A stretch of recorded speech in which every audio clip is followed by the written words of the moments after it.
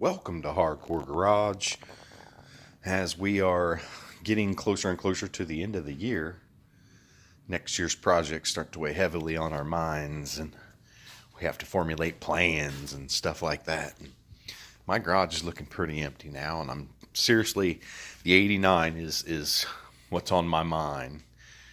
And I think we're going to call this thing Slime Time. So when you see the videos, it's going to be called Slime Time 89.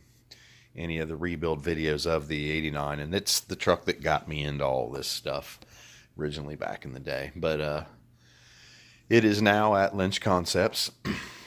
So that's out of my hands. I can start working on other stuff that's important to make it go. And I have dug out the engine. And at first I was really overwhelmed because when I took the engine out of it, I've never done that before. I didn't know what I was doing. This was 25 years ago, 1994, 95, somewhere around there. I don't know. My math may even be off. 23, maybe, whatever. We removed I don't think anyone even helped me. I think I did all of it myself, just on little whims. I would walk out to the garage when I was bored and just start tearing stuff up. But I basically unbolted everything off the firewall, including the brakes, brake booster, all the wiring, and just pulled it over onto the top of the motor and pulled the motor. So I took all that stuff off, and it looks a lot less intimidating without all that wire all over it, I must say. And I'm going to try my best to, get it running. This will be the first motor that I've ever really worked on in my life. I mean, other small engines and stuff like that, but nothing major. So here's what we got.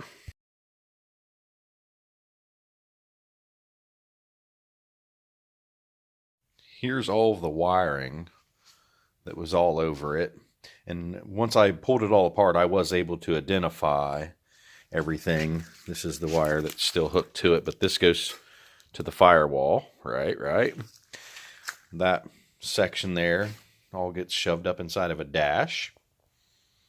Over there, there's two different ones, I believe.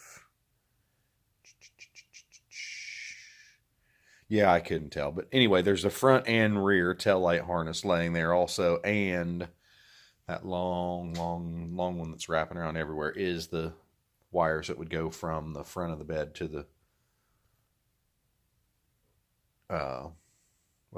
on the frame, actually, to run back to the tail lights, what I'm trying to think of.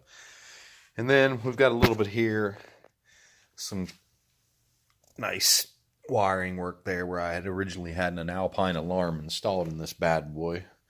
But the engine doesn't look too bad. I'll throw a picture in here of how it looked when I pulled it out of the corner over there. It had a lot of dust on it from where it had been sitting around, and I think sand, dust from the 89, so it had like a green mist to it. It was kind of interesting. But it's in not too bad a shape. I looked all over it, and I don't see anywhere where it's really leaking anything. Pan's still pretty dry.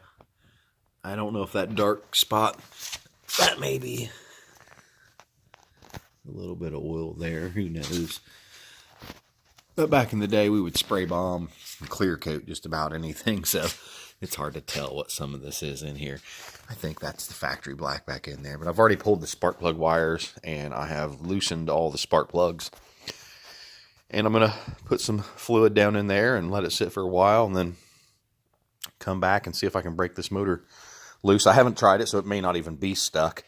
I just want to take every precaution to not screw up anything that doesn't need to be screwed up. So y'all are along for the ride. Slime Time 89. Keep an eye out. Peace. Keep on trucking.